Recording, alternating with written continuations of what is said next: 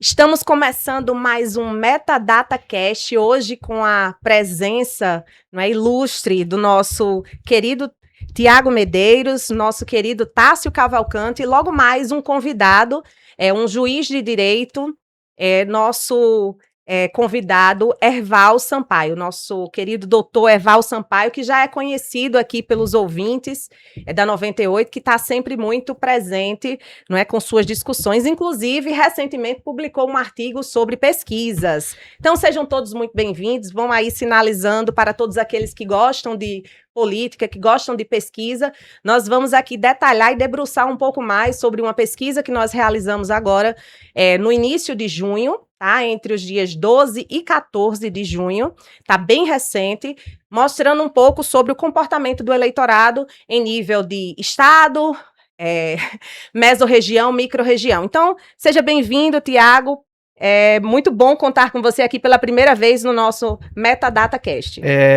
Karine, tudo bem? Também tudo bem, Tássio? Prazer estar com vocês aqui, já com o juiz Erval, que é uma referência nessa área de discussão, né? Que tem, como você colocou, um artigo publicado falando exatamente sobre pesquisas eleitorais. É muito bom estar aqui para trazer essa análise, para trazer para quem está em casa, para quem está nos assistindo, quem está nos vendo, exatamente esse debruçar sobre os números e umas análises que a gente vai fazer durante aqui o programa. Um prazer estar com vocês.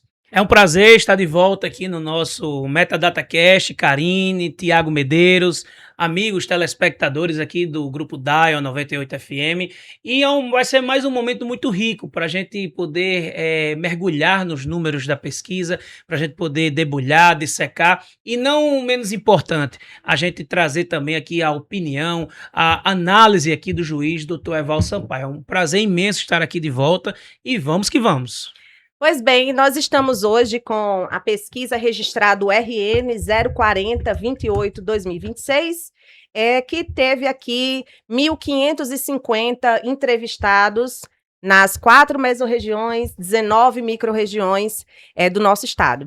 Uma informação que é técnica, mas que eu acho que é muito importante colocar para todos que nos escutam e que nos assistem, é que as pesquisas eleitorais, né, nós estamos falando de pesquisa em nível estadual, né, a nível estadual, ela não pode ser interpretada no nível de município com a mesma margem de erro e o mesmo nível de confiança. Isso é uma informação que eu considero que é relevante de se colocar, porque quando se enxerga, né, a distribuição das entrevistas por município, às vezes as pessoas tentam fazer uma extrapolação, tentam fazer uma interpretação olhando para o município. E isso não é uma forma adequada de analisar, tendo em vista que a resolução do TSE, ela estabelece uma distribuição territorial e ela não fala nada em nível municipal. Exatamente. Então, coloco aqui para vocês um ponto que eu considero que é interessante de nós começarmos a discussão sobre a intenção já de forma espontânea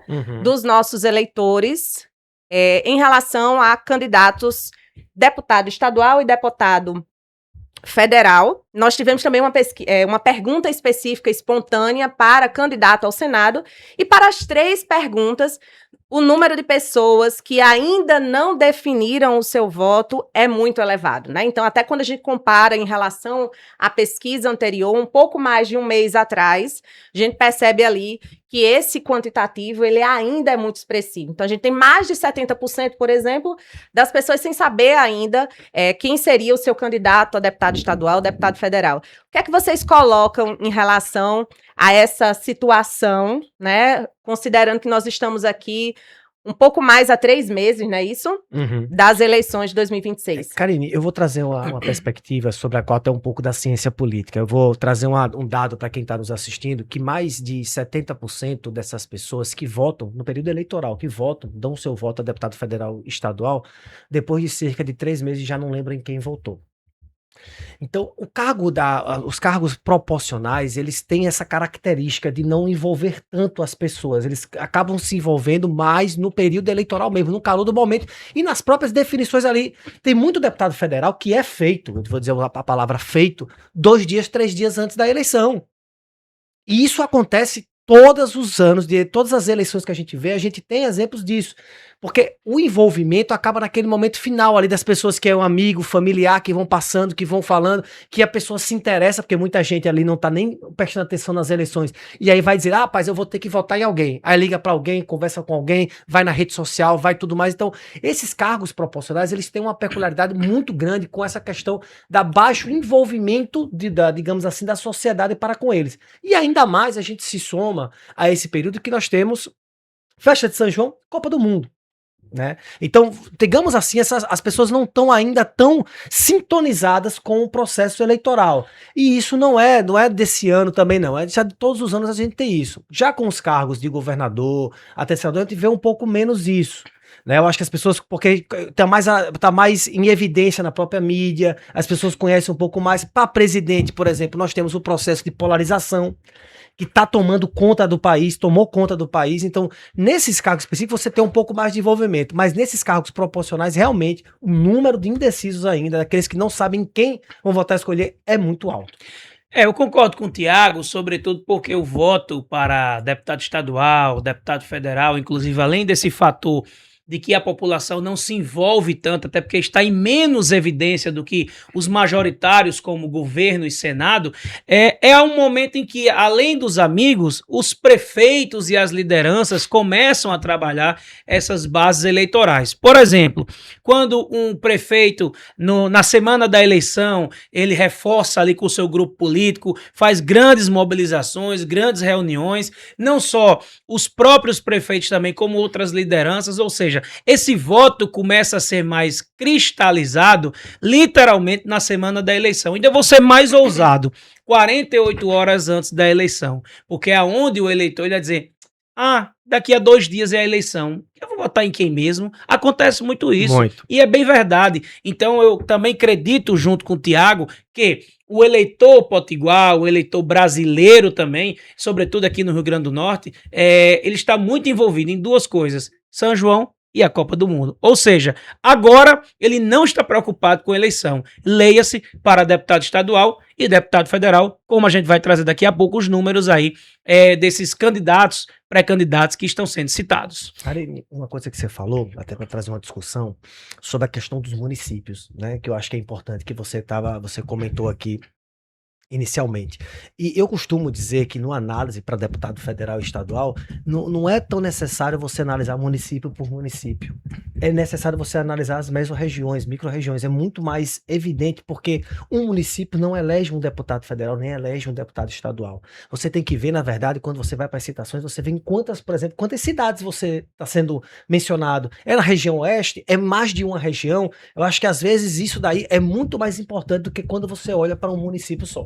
Isso, e até mesmo porque a pesquisa, ela tem o município como ponto de coleta de dados. Então, por mais que a gente chegue aí aos municípios, por exemplo, na pesquisa anterior nós tínhamos ido a 54 municípios. Nessa atual, nós fomos a 62, mantendo o mesmo quantitativo de entrevistados, que são 1.550.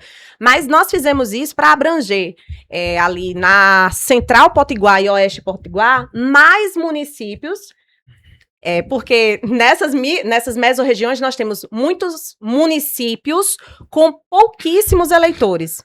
E aí, quando eu digo pouquíssimos eleitores, por exemplo, você vai para Acari, Central Potiguar, que faz parte da micro-região Seridó Oriental, ela tem 9.293 eleitores baseado no TSE agora de 1º de junho. Isso representa 0,35% do eleitorado do nosso estado. Então, se, por exemplo, eu coloco 10 entrevistas no município desse, quando eu divido 10 pelo total de entrevistas que eu faço, isso vai ter muito mais representatividade do que quando eu coloco as mesmas 10 entrevistas em um município que tem mais eleitores. Perfeito. E aí, por isso que não se pode fazer uma extrapolação, analisar olhando para o município. Eu posso olhar até o nível de micro-região, que é um conglomerado, um conjunto de municípios que estão ali compondo micro-região mesmo, efetivamente. Então, eu acho que esse tipo de informação é interessante e importante de ser fornecido, porque quando a gente fala numa análise das citações, né, os candidatos a deputado estadual e deputado federal que foram citados, a gente tem ali representatividades abaixo de 2% do número de entrevistados. Perfeito. E aí você coloca... Mais de 70% ainda não decidiu quem vai... É verdade. E aí você coloca 1, 2, 3 citações, quando você fala do universo de 1.500, isso é muito pouco, mas foi lembrado, né? Então... Isso Claro. é importante. Isso é importante. Que esse é o retrato, a lembrança. A lembrança é a coisa mais importante para o deputado, porque a gente já colocou aqui. É difícil, as pessoas não se envolvem, mas quando você passa no município e você tem essa lembrança, isso é importante.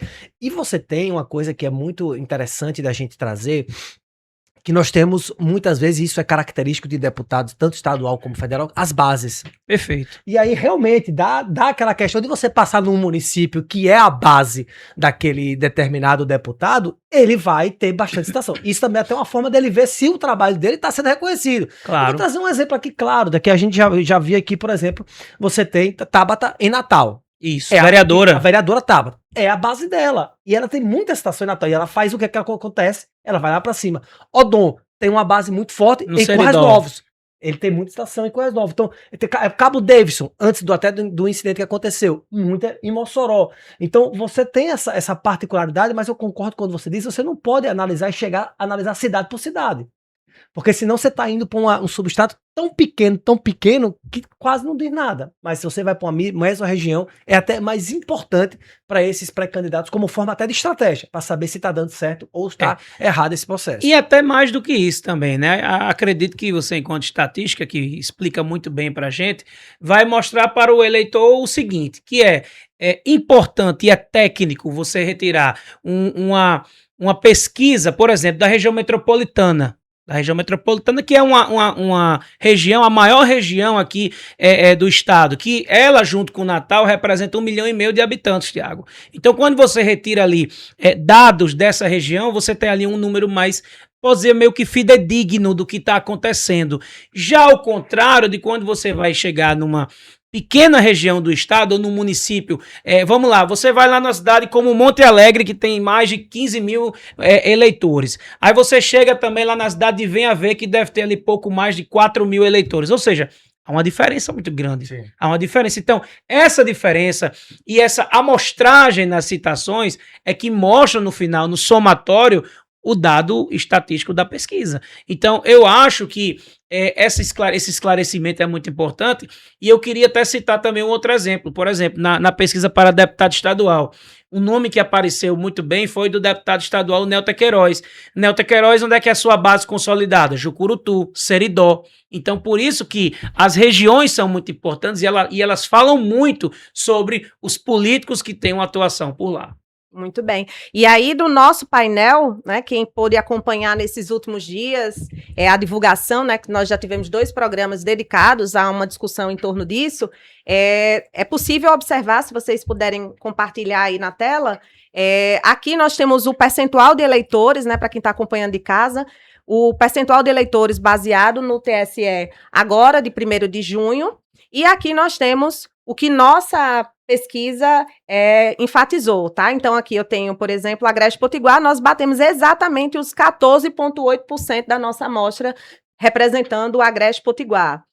Central Potiguar é aquilo que eu coloquei, são muitos municípios com baixíssima representatividade, então eu tenho municípios ali com 2 mil eleitores, 3 mil eleitores, que aí acaba tendo que ter mais municípios para abarcar um volume maior, mas nós temos aqui 12,7%, então menos de 0,2% a mais foi que foi distribuído para cá, mas que ali está bem, vamos dizer assim, está bem distante ainda da margem de erro que a gente estabelece, que é 2,5%. Para Leste Potiguar, nós temos aqui, não é, que representa 45%, nós temos aqui 45,4%. Quando a gente olha as micro-regiões, você percebe que está muito bem representada ali, tendo sempre abaixo de 1% essa diferença entre a amostra e a população. Então, agora, vamos brincar um pouquinho com os nossos fluxos, né? Esse fluxo de Sankey aqui que vocês Vocês já conheciam antes da metadata? Eu confesso a você que não, mas eu tô encantado. Quando eu tenho acesso à pesquisa, é a primeira coisa que eu vou para lá, é o fluxo. É impressionante, é muito bom. E para aqueles que estão acompanhando de casa, é simples de analisar. Pensem no seguinte, cada linha, nós temos 1.550 pessoas. Então, aqui, essas linhas todas que vocês estão observando de casa, né, se estiver projetando, representam uma pessoa. E aí, essas pessoas juntas, elas formam uma onda maior ou menor. Então, olhar para esse fluxo é olhar para quem disse, quem foi o citado na intenção de voto, por exemplo, nesse caso aqui, para presidente da República. Na sequência, aqui seria para governo. Na sequência, aqui está o primeiro voto ao Senado e o segundo voto. Mas a gente pode aqui discutindo, por exemplo, vou retirar 2 colunas para ficarmos somente com intenção de voto a presidente da República, com intenção de voto ao governo do Estado, pensando nas perguntas estimuladas. O que é que nós conseguimos aqui observar? Maior representatividade de Lula, como Perfeito, já tínhamos discutido, mas desde a primeira pesquisa até aquela pesquisa que foi realizada somente em Natal, gerou uma discussão, não é que foi... se espera que o eleitor de Lula vá ali acompanhando um candidato ao governo que é o candidato dele. E quando a gente observa a partir desse gráfico, é possível ver várias ondas vermelhas saindo para vários nomes, né? Então, a maior onda que nós temos aqui é a onda de Alisson. Né? Então, nós temos 36,7% do eleitor de Lula indicando que votará em Alisson. Quando eu olho para Flávio Bolsonaro, a maior onda, né, que sai do eleitor de Flávio Bolsonaro está indo para Álvaro Dias, 41,6%. Então, 41,6% do eleitor de Flávio Bolsonaro indica que votará em Álvaro Dias ao governo. É um eleitor mais disciplinado, né? Ele conhece, o eleitor... Ele segue a risca. Ele segue a risca, é impressionante, porque se tivesse esses 41% de Lula para Cadu estava em outra situação. Com certeza. E aí uma pergunta também, além de Álvaro ter cerca de 41%, né, dos eleitores de Flávio Bolsonaro, esse restante está migrando para quem? E aí eu comecei dizendo dessas ondas, porque aí a primeira onda está indo para Álvaro. Perfeito. A segunda onda está aqui, que corresponde a 35,7%, indo para Alisson Bezerra. Então, 35,7% do eleitor que indicou Flávio Bolsonaro como sua opção para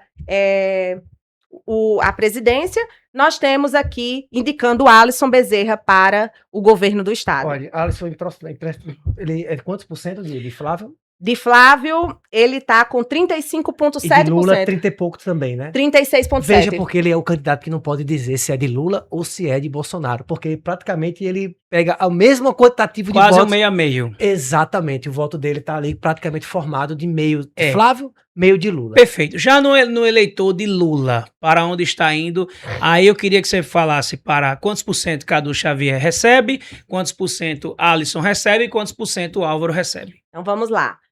Alisson recebe 36,7% do eleitor de Lula. Álvaro Dias recebe 16,6%. Cadu Xavier, 15,6%. Então, ali está quase o mesmo quantitativo, né? Uma diferença de 1%, mais ou menos. Agora, o que chama a atenção é que 17,1% do eleitor de Lula ainda não sabe ou não respondeu na pergunta estimulada quem seria seu candidato ao governo. E para Robério? Robério, vamos lá. Do eleitor de Lula, nós temos aqui 1,1% do eleitor de Lula indo para Robério. Ele não tem muita ele não tem muita representatividade desse voto, porque a gente fala isso porque nós estamos discutindo, inclusive, a possibilidade do pessoal estar junto, né, nessa majoritária. Mas ainda não tem essa grande representatividade nesse voto de Lula. Mas é impressionante como a gente vê que esse voto de Lula ele não está totalmente ligado ao candidato de Lula ainda. Exatamente. Talvez seja a grande virada de chave quando o Lula vier. Mas mesmo assim, eu acho porque esse eleitor de Lula tem uma especificidade muito grande. Ele consegue se eleger, mas ele dificilmente elege alguém.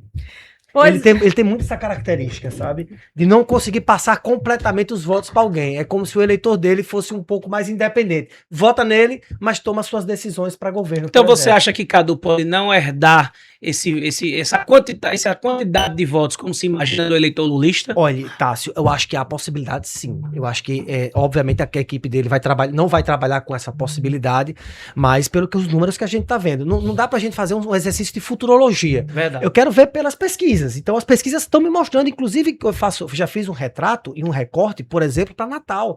E Natal é mais complicado ainda. Tem mais ainda de eleitores desse fluxo que vai para Álvaro. Então, é preciso acender um alerta amarelo para a campanha de Cadu para entender exatamente por que esse eleitor de Lula está, por exemplo, migrando para tantos outros candidatos e ainda não foi para Cadu. Já que Cadu já vem aí, nós vamos lá, desde esse ano que Cadu está em pré-campanha. Desde o ano passado, que ele é anunciado como pré-candidato ao governo do Estado. É a questão da rejeição do governo que está talvez impedindo isso, não sei, mas é uma questão que precisa ser debruçada. Aí vai dos números quantitativos e vai também para uma qualitativa.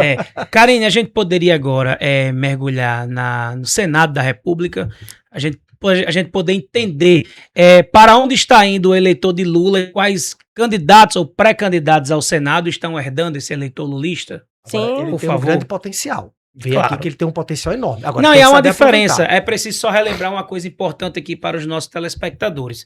Por exemplo, Lula, eu queria que você me recordasse quantos por cento Lula tem na estimulada e Flávio Bolsonaro.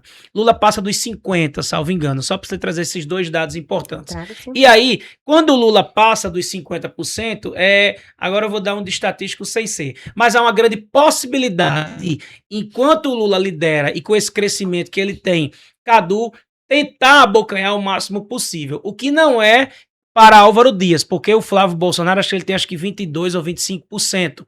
E aí, quando ele tem esse número, reduz a capacidade de transferência, o teto, reduz a capacidade de transferência de voto de Flávio Bolsonaro para Álvaro Dias. Então, nós temos 47,4% de intenção para Lula e 23,9% para Flávio.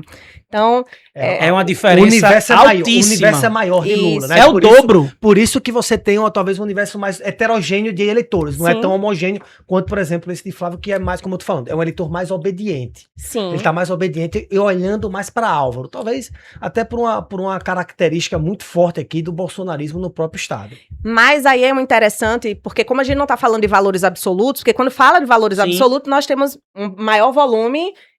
Claro que está vindo aqui para Lula, por isso que 47% está aqui com intenção de voto para ele. Mas quando a gente faz aquela análise que fizemos, 41,6% do eleitor de Flávio Bolsonaro está indo para Álvaro, e que a gente falou aqui que 16,6% do eleitor de Lula está indo para Álvaro, essa afirmação a gente pode fazer porque a gente está falando de distribuição proporcional. Então, é comparável esse 16 com esse, então... Que é proporcional. Exatamente. Então, aquela afirmação que vocês fizeram ainda há pouco, que é um eleitor de Flávio, é um eleitor mais disciplinado. Vocês disseram ainda há pouco. Essa análise pode ser feita justamente porque a gente está falando em termos percentuais. E aí vai ser a grande briga nos programas eleitorais. Sim. Porque esses eleitores, Cadu vai ter que exatamente mostrar que o candidato de Lula é ele e tirar esse eleitor de Lula, por exemplo, de Álvaro e de Alisson, bem como Álvaro vai ter que também tirar esse eleitor de Flávio de Alisson. Então, que aí é a grande questão, como é que Alisson vai sobreviver à primeira semana da campanha. Essa vai ser fundamental, vai ser uma briga grande. Até que ponto a gordura dele vai segurá-lo para colocá-lo no segundo turno. Isso, exatamente. E eu não sei se vocês puderam acompanhar, quem está de casa aqui pode estar visualizando na nossa tela, a comparação, um pouco mais de um mês de diferença entre uma pesquisa e outra, mas que nós acompanhamos aqui, dentro da margem de erro, claro, um crescimento bem simbólico, mas que aconteceu na primeira Cadu com 6,6% e agora na segunda pesquisa com 8,7%. Já em relação a Alisson, teve uma pequena queda, mas muito sutil, ali dentro da margem de erro, e Álvaro ainda mais sutil, e aí que vocês podem estar acompanhando de casa, 35,5% na pesquisa anterior, com agora 34,8% para o Alisson Bezerra. Margem de erro. né? Dentro da margem de erro, que é de 2,5%. Então, eu acredito que seja uma informação interessante de estar acompanhando, que agora todas as nossas pesquisas, nós estaremos colocando aqui esse histórico, para que a gente possa acompanhar ao longo do tempo essa migração, né, que possa estar acontecendo. Sem sombra de dúvidas, é extremamente importante o comparativo, até porque tem uma coisa que eu gosto muito de dizer, sabe, Tássio? Pesquisa, você só compara com a pesquisa do mesmo instituto. Se fazer comparações de institutos diferentes, eu sempre acho que às vezes tem uma complicação, sabia, cara? Vou aproveitar e perguntar a estatística. Esse dado que o Tiago colocou procede? E aí eu achei ótimo essa pesquisa, porque nós recebemos aqui o nosso convidado dessa tarde, Dr. Erval Sampaio, seja muito bem-vindo. E agora, eu digo muito, Dr. Erval, que no Metadata Cast, que hoje nós estamos com o nosso terceiro programa, Legal. A discussão, terceiro programa. A discussão sempre, eu digo, eu sou técnica, sou estatística, sou demógrafa, eu não discuto política, porque nós temos aqui os nossos comentaristas para discutir política. Então, eu discuto sobre uma perspectiva metodológica. E aí, quando você diz, não se compara instituto, poderia, desde que eles tenham utilizado um plano amostral coerente, condizente com o que está previsto na resolução 23.600, que é o quê? Você tem que ter uma representatividade territorial, além das características, né, de gênero, escolaridade, nível econômico, mas a distribuição da amostra no território como um todo, que isso pode ser observada olhando para a mesorregião e olhando para a microrregião, eu poderia comparar. Por quê? Porque a amostra dá essa segurança, ela dá essa garantia. O que é que acontece? Eu disse isso no programa anterior, que foi o seguinte, eu não discuto o resultado sem antes olhar o plano amostral. Porque se eu olho o plano amostral, eu consigo compreender o que vai ser apresentado em termos de resultado. Porque se eu não respeitei a distribuição territorial, seja ela, né, vamos colocar principalmente mesorregião. Eu tenho características muito distintas quando eu olho para o oeste, para o central, agreste, leste. Então, se eu olho primeiro para o resultado, eu estarei enviesada. E aí, a questão eu posso sim, pesquisas podem ser comparadas desde que o plano amostral esteja condizente. Se nós tivermos um plano amostral condizente com representatividade territorial, eu posso sim comparar. Deixa eu te fazer uma pergunta. E se esse plano amostral não estiver, e se ele estiver diferente do que é a resolução do TRL, ele busca, aí ela pode ser impugnada? Vamos agora receber, seja bem-vindo. Agora eu sou a técnica estatística demógrafa, nós temos agora o nosso técnico jurídico, Dr. Erval Sampaio, colocando, seja muito bem-vindo, é um prazer contar com o senhor aqui, só alegria, né? Só alegria, com certeza. Eu queria dizer da satisfação, Karine Simoni, realmente destacar que você sempre foi considerada por nós, né, que trabalhou tanto tempo com a gente, no Tribunal de Justiça, como uma técnica na Escola da Magistratura. Então eu quero dizer a meu amigo Tássio, meu amigo Tiago Medeiros, foi um prazer, que se tem uma técnica aqui de gabarito, nessa área específica, na realidade em diversas outras, mas ela é craque, a nossa querida Karine Simoni. E aqui fazendo um paralelo e aprendendo com vocês, né, porque eu sempre gosto de dizer que eu não posso me manifestar, mas eu posso silenciosamente, como eu estava aqui, olhando para vocês, os olhares, os comentários, né, sobre tudo isso, e todos nós, não adianta negar, somos políticos por natureza, só não posso manifestar. O quanto que eu aprendo já nesses detalhes aqui, que não é minha área, mas que Tássio até já sabe que participou de alguns programas comigo, eu me arrisco de vez em quando dar umas pitadas, até porque sou cidadão com limitações. Mas vamos lá, respondendo até a sua pergunta, meu amigo Tiago. O que acontece em termos de pesquisas eleitorais, tá? E eu falo com muita propriedade, nós vamos discutir aqui. Eu não sou nenhuma pessoa que, por exemplo, eu faço questão de dizer que cheguei agora para falar de pesquisas nesse momento, né? Nesse boom de pesquisa. Porque o que houve aqui, eu vendo aqui vocês falarem de números para lá, números para cá, inclusive interessante, essa proporcionalidade dos números, quem vai para um lado, quem vai para o outro, possibilidade e tudo mais. Eu tenho dito, inclusive escrevi um último texto, eu já escrevo textos sobre pesquisas eleitorais há tanto tempo que vocês nem imaginam, acho que eu tenho mais de 10 textos sobre esse tema. E por quê? Por que eu me preocupei? Me preocupei com números? Não. Não me preocupei com números, não. Eu me preocupei com o meu ambiente, que todo mundo sabe, de estudo, na minha cientificidade, que é o estudo do direito eleitoral, numa linha que eu já trabalho há algum tempo, que é o abuso de poder. E não tem nada a ver. Pesquisa eleitoral, Karine, estatística, cientificidade. Não é certeza total, mas quase certeza. Margem de erro que não passa daquilo, porque é uma ciência. E eu comecei a me preocupar, Karine, me assustar com isso. Me perdoa a expressão, que diabo é isso? Os números gritando. Eu comecei a usar essa expressão, os números gritam. E que história é essa dos números gritam? É porque é impressionante. Quando você vai olhar, eu vou aproveitar aqui o termo técnico, eu nem usei esse termo nesse meu último artigo, usei nos anteriores. Plano amostral, mas vou aproveitar aqui a deixa de Karine Simoni. E aí, a gente vai para o andar da pesquisa. E aqui eu não vou analisar pesquisa nenhuma, pelo amor de Deus, eu só estou pegando a deixa de Karine Simoni. Você vê institutos diferentes, como ela foi sublime. Porque o ideal é você fazer, parece-me aí, é mais uma área que não é minha, entre os mesmos institutos, entre os mesmos critérios, e todos obedecendo os padrões formais rigorosos da resolução que está aí com Karine. E, sob essa análise, a Justiça Eleitoral, em especial, ela tem, vamos dizer assim, severas limitações, você sabe. Ela tem severas limitações. Por quê? Porque a normativa das pesquisas, ela é extremamente formal. Está começando a responder essa extremamente formal. Claro que existem brechas para que você faça uma análise substancial. Eu vou até aqui, no decorrer do bate-papo, estabelecer. Mas se você olhar esses exercícios, a gente saísse lendo, que não é o caso aqui, porque nós precisamos falar fácil para o nosso telespectador entender. Nós não vamos começar aqui, Karine, vou ler artigo e tal.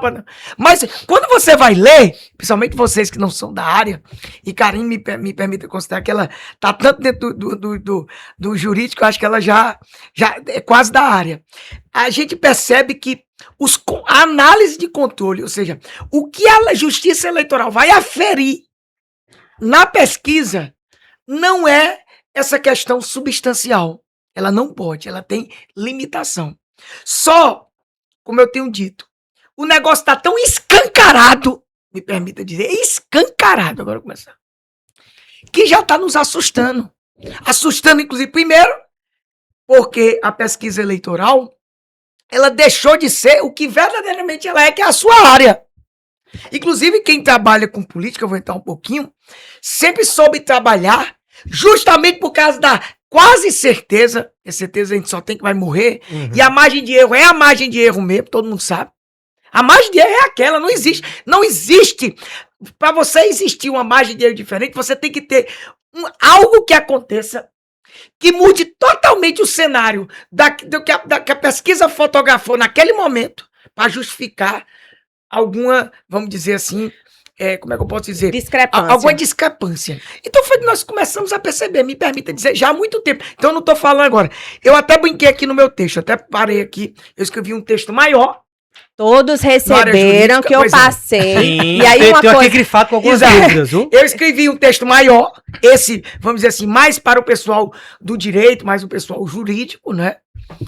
Onde, nele, eu esbocei em quase 10 páginas, tem diversos outros, né? Esse foi eu e o doutor Bueno Tavares, jornalista, inclusive também mestre com estatística, mestre, doutorando na realidade. E a gente se preocupou, porque quando eu usei a expressão os números gritos, é impressionante. Eu já venho denunciando isso há tempos, e eu venho denunciando por quê? Porque tá claro que a pesquisa deixou de ser o que ela é, o que ela deve ser, para que ela serve, para ser um instrumento de indução de voto. Um instrumento de direcionamento, um instrumento de manipulação e mais, eu ouso dizer aqui, a pesquisa já está se tornando quase que um inimigo da própria democracia. Não diga isso não. Digo, vou dizer, mas a manipulação errada não é a pesquisa. A pesquisa é a coisa mais fantástica do mundo, minha amiga Karine. Karina, olha, se os políticos soubessem se os políticos soubessem usar a pesquisa, como, por exemplo, Karine, eu não bati papo, não conversou, ela ligou, a gente não estabeleceu nada técnico, deixamos aqui para discutir. no que Karine pode e os entendidos de estatística, aqueles que vão fazer a pesquisa, aquelas pesquisas sérias, se eles soubessem auferir dessas pessoas, Tiago, o que elas têm de legal para conduzir as suas campanhas, para ter a certeza que as suas campanhas iriam chegar, como por exemplo, me permita, eu vou falar. Nessas, vamos dizer, comentários que vocês fizeram. Como é que eu vou fazer para que o eleitor de Lula, e aqui eu não tô falando nada, passe verdadeiramente para Cadu, que é o normal, já que são do meu O senhor partido. conhece o fluxo de sangue? Vamos botar aqui para o senhor possa acompanhar. Ou o eleitor de Flávio, que segundo vocês é mais, passe. Então, é isso que a pesquisa serve. Então, a pesquisa eleitoral, por muito tempo, ela foi um instrumento fantástico. Primeiro para as próprias campanhas. Os marqueteiros se utilizaram, os estrategistas políticos, ao ponto, inclusive, de eu lhe dizer, não me peça de onde eu sei isso, mas para juiz eleitoral o pessoal fala, nas últimas campanhas, eu tive provas cabais daqueles políticos que usam a pesquisa real. Eles chegaram para mim e disseram, doutor, há uma semana da eleição, eu pedi isso para eles, alguns, não vou citar nunca quem é. Eu vou ter tanto voto, eu vou passar tanto voto, eu vou fazer tanto voto na região tal. E eu fiquei, não acredito, porque eu uso institutos sérios, eu uso pesquisa séria, eu pago para receber a realidade e vou lhe mostrar. E eu fiquei besta, Karine. Mas isso é a teoria da besta. amostragem. É a teoria que eu tô dizendo. Eu não tô fazendo média com você, não. Quando chegou lá o dia, o cara me passou os números, Tasso.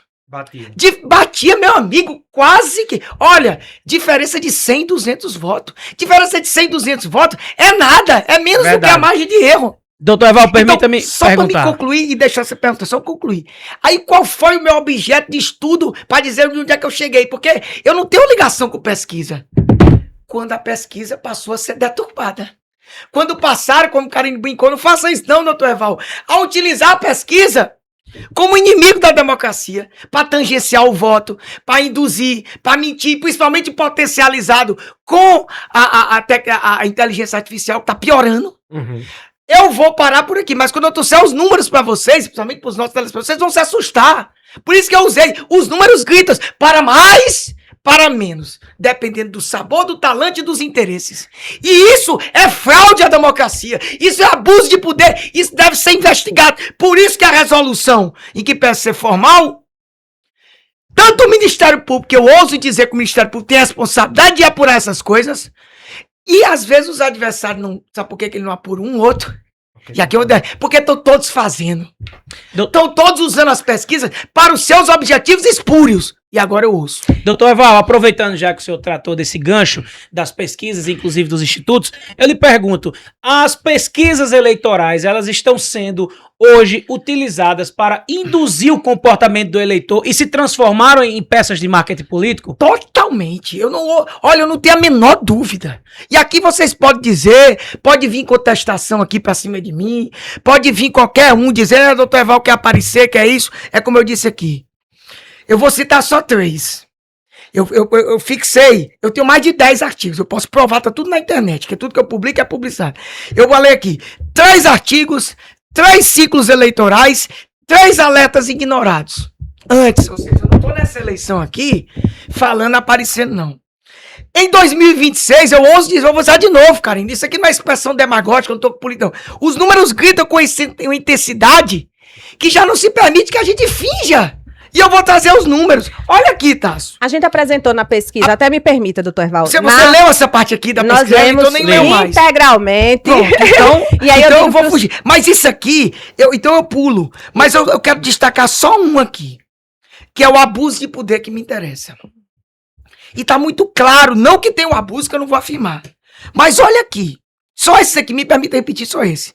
Até junho de 2022, isso aqui tá no PSQL, é um dado público. Sim, público. A gente fez um painel e no programa passado a gente apresentou justamente esse comparativo quantitativo em termos de valores. Mas vocês trouxeram do Estado, né? A questão Brasil do abuso. Também. Mas o do Estado é que me... Olha, o Estado, proporcionalmente, o Estado pequeno como o Rio Grande do Norte, com todo o respeito que eu tenho aqui, não tô a atingir ninguém. Não era para estar em 4º lugar como ele está. Olha aqui a parte financeira, que me interessa é a parte financeira. Para a minha tese, de que infelizmente está sendo usado como você está dizendo. Até 10 de junho de 2022, a gente tinha só 13 institutos e 13 pesquisas eleitorais no estado, realizadas por 9 institutos, só 9. 9 institutos tinham em 2002. Ao custo aproximado de quanto? Essas pesquisas, que isso aí tudo é dado público controlado pelo Tribunal Regional Eleitoral. Não são aquelas que você usa, e aí sim, você pode ficar à vontade. Mas sabe por que ninguém engana, Tiago e Taça? Agora é com você, e Karina vai dar um sorriso grande. Por que as pesquisas reais, que levam em consideração tudo que Karine diz, que levam em consideração a cientificidade, né? Que são sérias, criteriosas, por que não se publiciza ela? Porque não há o interesse de se publicizar ela, porque muitas vezes ela deve servir para a atuação da campanha, a real. Então as reais não são publicizadas. As que são publicizadas são utilizadas. Olha a loucura. Foi gasto 190 mil, totalizando 19.232 entrevistas. No mesmo período de 2026, eu pulei logo. Eu tenho 2024 também.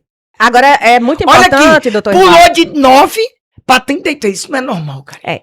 Isso não é normal. Isso não é normal. Eu vou discutir 33. sobre uma 33. perspectiva. Aí, deixa eu só concluir.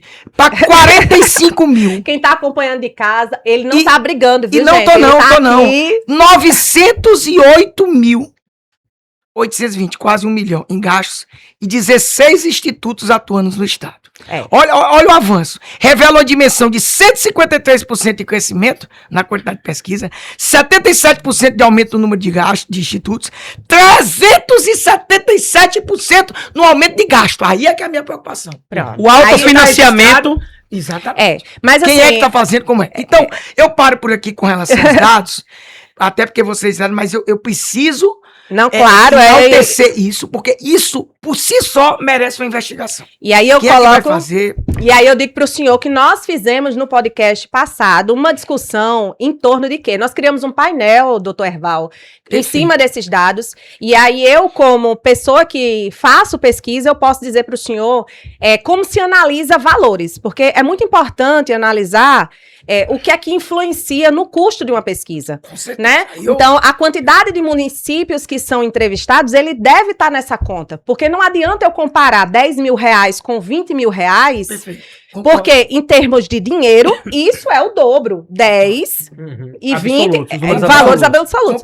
Mas eu tenho que analisar sobre a perspectiva de quantos municípios estão em cada uma dessas composições do plano amostral para ter uma informação de que ela teve verdadeiramente um aumento em razão de um superfaturamento que porventura possa existir. E eu dou um exemplo meu, concreto. Eu fiz uma pesquisa somente em Natal, com 1.000 entrevistas. Foi 10 mil reais. Agora eu fiz uma com 1.550 e custou 50 mil reais. Demais. Mas porque eu tô com 62 municípios distribuídos. Perfeito. Logística. Logística. Agora, então, eu vou lhe fazer uma pergunta depois. Quando você terminar, eu vou lhe fazer uma pergunta. Então, a gente quando olha sobre a perspectiva de aumento em valores absolutos, eu, como estatística e demógrafa, eu tenho toda uma cautela para analisar sobre várias perspectivas, para não ser um número pelo número, né? E eu digo assim, quando me pedem para analisar uma pesquisa, analisar um resultado, eu digo, peraí, vamos primeiro analisar o plano amostral. E aí eu vejo, por exemplo, situações de pesquisas que são divulgadas, por exemplo, entrevistou 30 municípios, não teve nesses 30 municípios... entrevistou só uma área que a gente sabe que é tendenciosa para mais um lado, né? Que tem mais, vamos dizer assim, adeptos de um determinado, correto? Né? Então... Eu acho que é importante a gente colocar, e aí até um dado novo que eu quero contribuir aqui para todos nós que estão acompanhando, é o dado relacionado ao número de judicialização em razão às pesquisas. Então eu fui lá, nós fomos lá acompanhar o painel do PJE, do TSE, consultando eleições de 2026, eleições de 2022. Substancialmente, né? Proporcionalmente não houve aumento, doutor Herval. Quando eu comparo o número de pesquisas registradas e o número de ações judiciais que foram iniciadas, ele proporcionalmente... Eu vou te explicar o porquê. Não, e isso é importante e até um ponto... Eu tenho uma resposta, modéstia à parte, não me acho nem presunçoso. Não acho. Para você não vir esse aumento proporcional. E é muito claro para mim, isso tem a ver, inclusive, com o momento vivido, atual, não é? Isso vai mudar, inclusive, da pré-campanha para a campanha. São momentos distintos, isso nós já destacamos naquele último programa. Mas eu quero te fazer uma pergunta antes. Perfeito. Ó, só um dado, o número, deixa eu dar o número para o senhor. Olhando lá, aí código representação, né? Porque a classe representação. Se mudar a aquele classe, códigozinho, dá problema. Mas vamos com isso aí mesmo. Pronto. Eu vou tentar te responder. Pronto, aí o que é que nós vimos? A gente até acompanhando esse número que o senhor apresentou no seu artigo, muito bem colocado, nós colocamos no programa passado uma discussão sobre comparando com o mesmo período, janeiro a junho, a janeiro ao final de maio de 2022, comparado agora com o mesmo período. Nós colocamos ali 12 ou foram 13 pesquisas que foram realizadas lá naquele período. E aí, olhando aqui o número de ações, quantos eu encontrei? Encontrei 12 ações protocoladas no ano de 2022, que tinha como classe, né, representação, e que está ali assunto pesquisa eleitoral, registro de pesquisa, divulgação sem prévio registro, entre outros. E aí o que me chamou a atenção é que para o ano de 2026, nós temos 25 até o momento. 25 pesquisas, né? 25 registros processuais. E aí até no programa passado a gente evidenciou 34 pesquisas registradas. 34 pesquisas e 25 ações, tá certo. Isso. E aí a gente fez essa discussão no encontro passado. Teoricamente, proporcionalmente, tá praticamente a mesma coisa. Mas vamos lá. E aí, só um pouquinho, doutor Erval, só para colocar aqui, que aí eu acho que nem era um interesse nosso de colocar em questão a quantidade, mas uma coisa que é importante de se discutir, pelo menos no meu ponto de vista, a gente realiza pesquisa com uma finalidade genuína de ter um termômetro, né? O termômetro do momento. A presunção da boa-fé. Exato, ponto, perfeito. Então, assim, a gente faz isso, e quando a gente olha o dado frio, vamos pensar assim, poxa, está crescendo o número de pesquisas. Num primeiro momento, você diz, poxa, que bacana, usando o instrumento metodologicamente da forma adequada. E aí, olha assim, mas eu não posso olhar de forma isolada, eu tenho que olhar também, será que eu estou tendo um aumento expressivo de judicialização em razão das tendências que estão sendo veiculadas? E aí uma coisa que me chamou a atenção foi o número de desistências dessas ações. Também tem uma explicação para isso. Que aí é muito importante que o senhor coloque, né? Porque é a contribuição. Eu modéstia para ter explicação para tudo. Mesmo sem ter, e eu ainda vou confessar, eu não sabia desses números em específico, porque não me interessava essa análise. Para vocês interessa. Para mim interessava esse número, vamos dizer, bruto, e eu vou te fazer uma pergunta. Aí depois que tu me responder a pergunta que eu vou te fazer, aí eu vou começar a destacar e vou te responder tudo, porque que aparentemente você acha um aumento só proporcional, mas na realidade não é. Eu vou tentar te justificar. E aí 2 pontos, na verdade 2 pontos... Não, 3 pontos, doutor Erval, que nós colocamos no podcast foi, poxa, o que é que poderia ser mudado? Porque nos artigos do senhor, o senhor coloca muito isso. O normativo precisa mudar, algo precisa ser feito. Muita coisa. 3 itens que a gente colocou no último podcast foi, ponto 1, por que não, nos dispositivos que falam de representatividade territorial, não fala de acordo com o censo, com o setor censitário, ou de alguma linguagem que o próprio IBGE define, que é mesorregião e microrregião, ficaria mais claro. Ponto 2, por que não colocar georreferenciamento sobre uma perspectiva de que eu tenho o carimbo de dia, data, hora e local, para evitar coleta em locais de ponto de alto fluxo, ou aplicações em questionário. E não é sobre uma perspectiva de fornecer isso, não, porque a LGPD proíbe. Mas é sobre uma perspectiva de controle, porque o TSE tem esse compromisso. E o terceiro ponto que eu coloquei foi o sistema, né, que é um sistema nacional, ele é um sistema em que o campo, por exemplo, do plano amostral é um campo de texto. Se, por exemplo, tivesse lá sistematizado a seleção dos municípios que a pessoa está se propondo a entrevistar, ou as mesorregiões que está sendo proposta para apresentar. Com mais detalhes, né? Não, é porque não existe, é um campo em branco. E aí, se o próprio sistema, por exemplo... Já. Quando você fosse preencher o seu plano amostral, você indicasse, né? E ele diria, seu plano amostral está equivocado, por exemplo. Que eu acho que até vou usar uma frase que você bota. A justiça eleitoral avança. Como ela tem esse trabalho, e ela fez isso lá, me permita só uma brincadeira, com os nossos números lá no TJ, né? E com as ferramentas que a gente tem, lá a gente fica todo amarrado. Por isso que ela está trazendo a experiência que ela teve no TJ, Perfeito. que amarra para aferir a produtividade. Não tinha como alguém querer enganar, porque justamente, né? Se bem que ainda teve, né? Deus me perdoe, mas é difícil porque a gente amarrava, Karine amarrava, né, da forma mais, vamos dizer, tentativa de segura. Claro que nada é infalível, mas você tentava amarrar, só que do jeito aberto, que Karine falou que tem mesmo, aí você deita e rola. Eu vou até falar e sem a análise substancial. Você coloca que a justiça eleitoral avance para além da fiscalização Exato. meramente formal das Meramente pesquisas, ou formal. seja, não basta publicar, Não basta. é Pronto. preciso verificar. Eu queria trazer isso no seu artigo. Você perguntou, eu respondi de certo modo e eu ia fechar com essa parte. Você mesmo fecha. Mas você fecha porque você foi lá ler, você foi estudar e você foi ver meu raciocínio. Agora eu tenho uma pergunta para ela. E depois eu volto para explicar para vocês o porquê que o aumento, vamos dizer assim, de judicialização não acompanha a mesma, vamos dizer, a mesma proporção de aumento do que nós apresentamos. Eu tenho explicação para tudo. Mas eu tenho uma pergunta para ti primeiro. Perfeito. Tu já me convenceu. Eu gosto de debate por isso, porque eu gosto, às vezes, de pensar uma coisa e a pessoa me diz outra, me convence que eu tô errado. Tu me convenceu, e eu tô tranquilo com isso, de que realmente tem que ter cuidado, que não são os números, 10 mil reais que eu pago aqui, necessariamente eu posso pagar 50 mil e ter um número menor de eleitores. Isso, tô convencido de tudo. Realmente eu não posso pegar o número bruto e realmente querer, na análise do mundo bruto, ter afirmações sem essas peculiaridades do teu ramo. Eu tô convencido. Perfeito. Mas agora vamos escrever juntos um desdobramento que eu tô achando Já ótimo. tá fechado, vamos escrever. Mas aí, doutor Evaldo... Mas agora deixa eu te perguntar. Ah, sim, tem pergunta. Eu tenho que te perguntar para tu me responder, para depois eu responder o que tem. Esses números aqui que eu trouxe, né? Que eu fui lá compilar, na realidade, para ser sincero, foi até meu parceiro de pesquisa, né? Meu parceiro de 4 textos com ele. Eu tenho vários parceiros, inclusive vou arrumar mais um que é você agora. São estudos segmentados, né? E esses números aqui, que eu digo que gritam.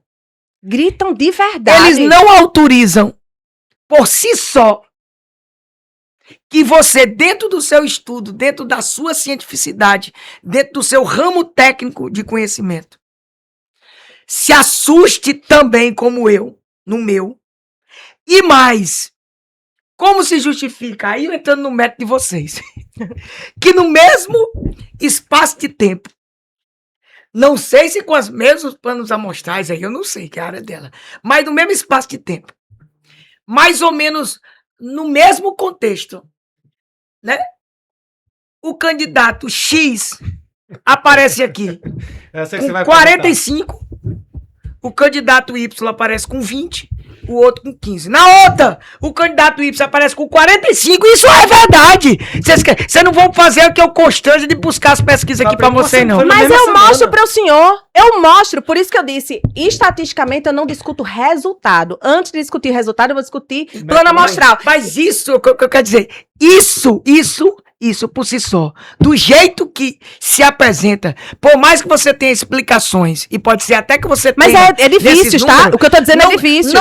Não tem como. Está sendo utilizado, e eu ouso dizer. Agora, o que está faltando é investigar. O que está faltando é, além de ir, como o Thiago falou, dos aspectos formais. O que acontece é que você está claramente usando um instituto sério, um instituto de medição de analisar, para você querer induzir o eleitor a votar, porque o eleitor brasileiro tem uma besteira muito grande de querer dizer, eu não vou perder meu voto. Que conversa de perder seu voto, rapaz? Voto útil. Voto útil. Acabar. E querer o quê? Tangenciar o voto. E mais, é um instrumento de marketing hoje dos mais utilizados, com todo o respeito que eu tenho ao marqueteiro. Ele não pode fazer isso. Ele não estudou pra isso. E me perdoa aqui eu dizer. Aí eu vou esculhambar os marqueteiros tudinho. Marqueteiro que usa pesquisa eleitoral, que é um instituto sério, científico.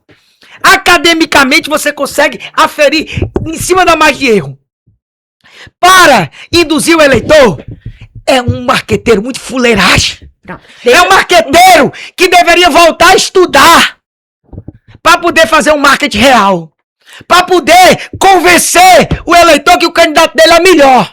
Que o candidato dele tem propostas. Que o candidato dele está preparado para governar, para ser deputado federal, para ser deputado estadual, para ser o que ele queira. Não, esse marqueteiro pega um instrumento sério, pega uma resolução que tem falhas, uma resolução que não permite o enfrentamento real das malandragens que muitos institutos estão fazendo e que alguns institutos, alguns aqui, são criminosos que estão recebendo dinheiro para poder dar o resultado que quem está pagando está querendo e se tornando feito um algoritmo aqui, porque ninguém está investigando. Eu tenho dito que o algoritmo é o inimigo invisível da democracia.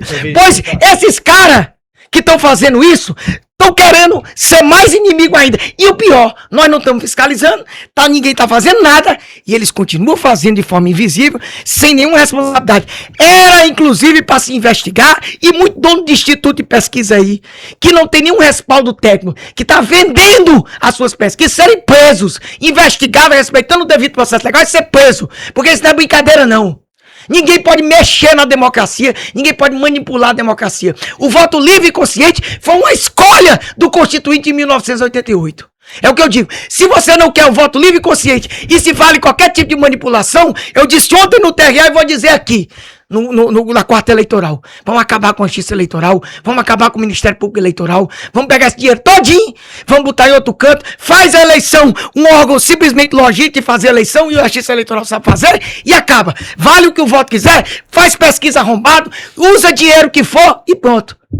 Porque é isso que estão querendo. Doutor Evaldo, e nesse sentido que o senhor está colocando aqui pra gente, essa reflexão e essa análise, está faltando, aproveitando para perguntar, está faltando, inclusive, mais instrumentos que os tribunais regionais eleitorais, o Tribunal Superior Eleitoral, possa fiscalizar literalmente, não só os institutos, mas também o processo eleitoral. O início da solução, além da fiscalização, sobre possíveis abusos de poder, sobre tangenciamento, sobre o uso, inclusive, do dinheiro para pagar o dono do instituto, ou seja, o ilícito eleitoral, tá faltando o legislador que não tem interesse, talvez, fazer a sua parte, de mudar, não é nem a resolução, porque a resolução tem limite, a legislação. O TSE não pode inovar, não. O TSE não pode fazer uma resolução que diga que, por exemplo, vai aferir substancialmente e vai lá investigar a essência, a parte material da pesquisa. Não pode. Ele se analisa formalmente a esses limites aí. Se você apresentou, inclusive, Carne acabou de dizer, o plano amostral lá coloca, formalmente diz os requisitos, né?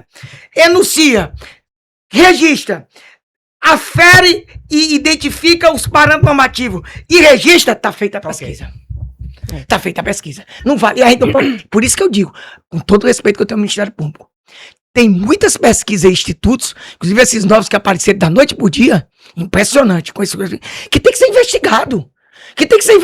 Agora, eu não sou juiz, não tenho nada a ver com isso. Eu digo e falo muito mais como cidadão, como estudioso, mas tá aí, bicho, os números gritam, isso é uma loucura.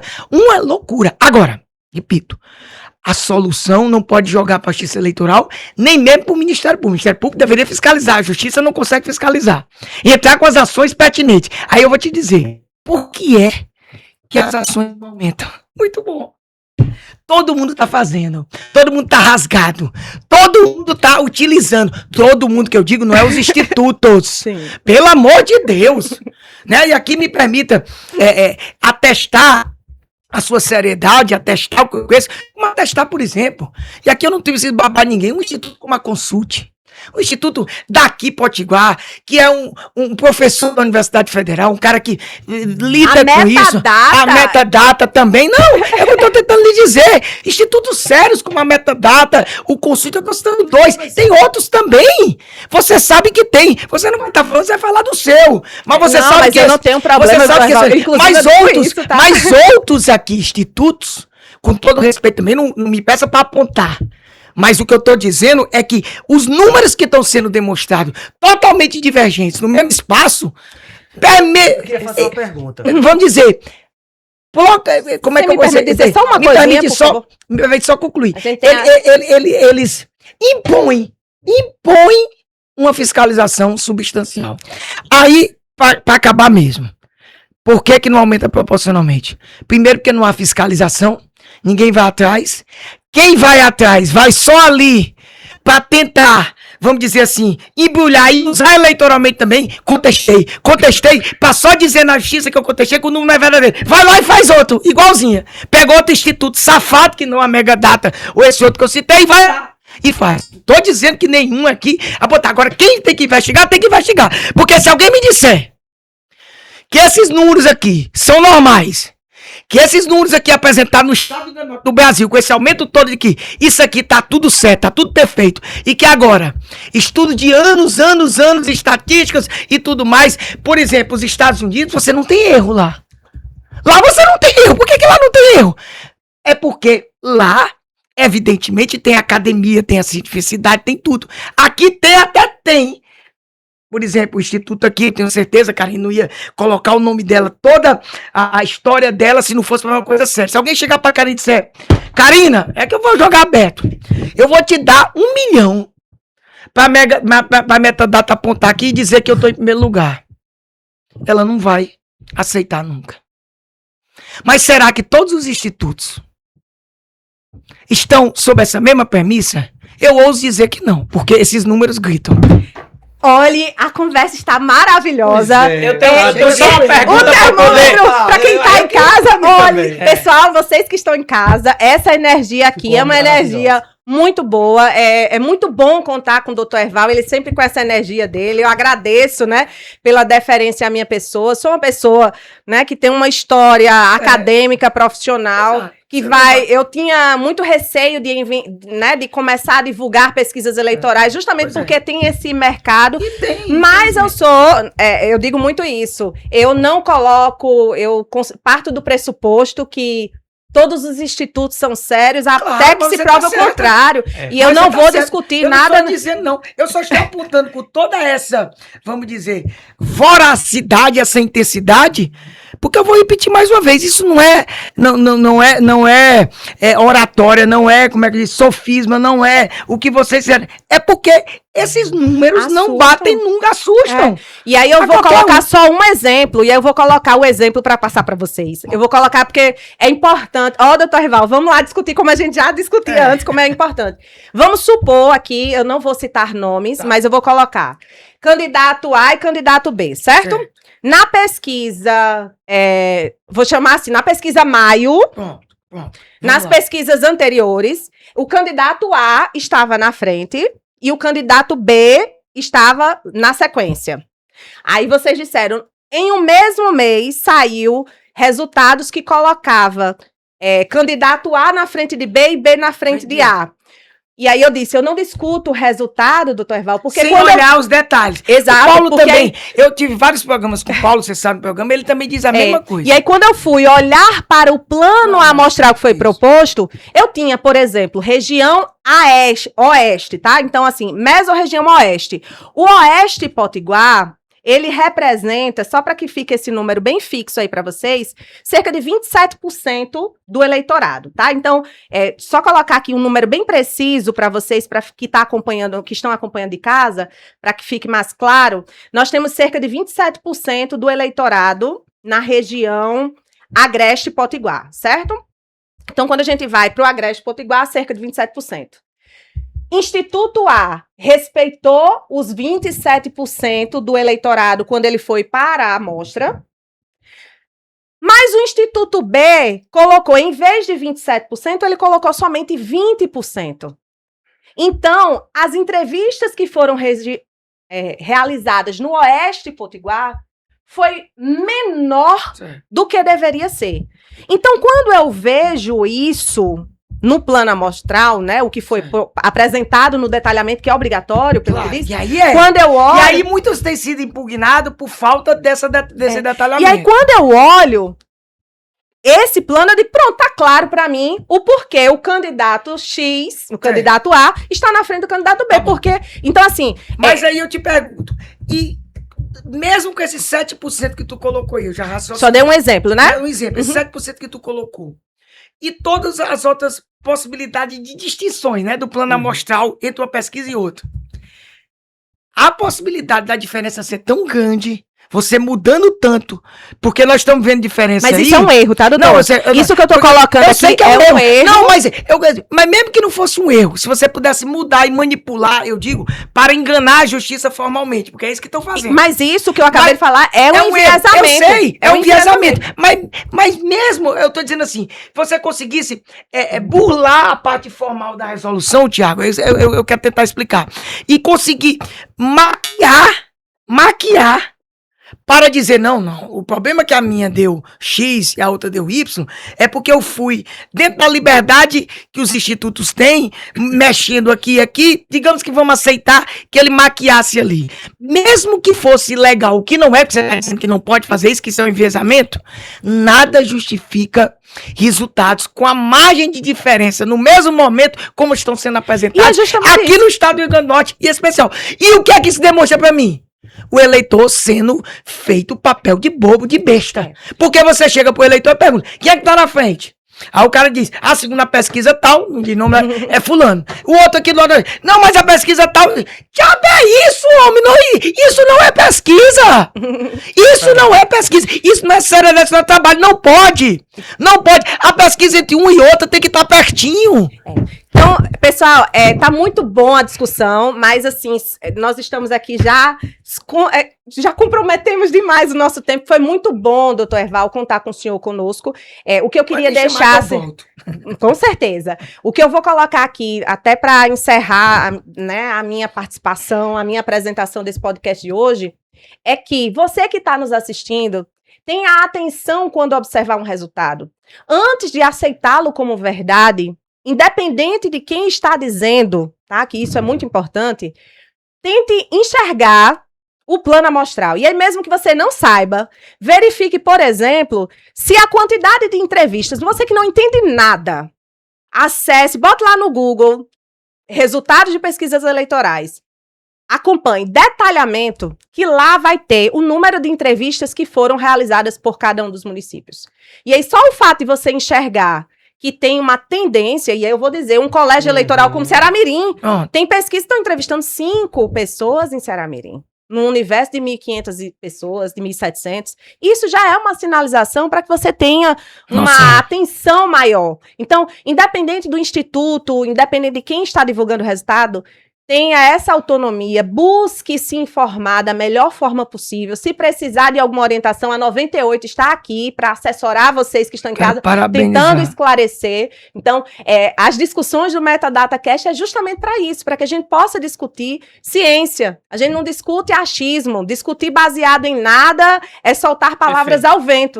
Então, é com essas palavras que eu agradeço a todos que estão nos assistindo e passo agora para rapidamente todos poderem fazer as considerações até porque eu já finais, tá certo? Foi um prazer e que venham os próximos programas, né, Tiago? Olha, foi um prazer estar aqui, foi uma verdadeira aula. Vou chamar você de professor. E eu agradeço. Professor também, viu, gente? Eu agradeço pelo texto, li bastante o texto. Tem uma versão resumida pros blogueiros, viu, que eu mandei pra facilitar. Você tem a resumida? Foi.